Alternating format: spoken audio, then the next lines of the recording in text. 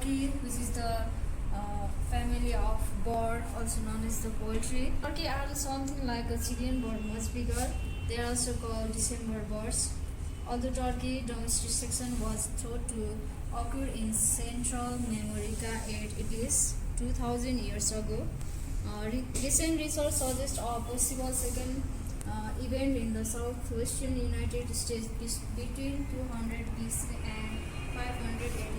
However, all of the main domestic turkey varieties today descend from the turkey raised in central Mexico that was subsequently imported into Europe by the Spanish in the 16th century.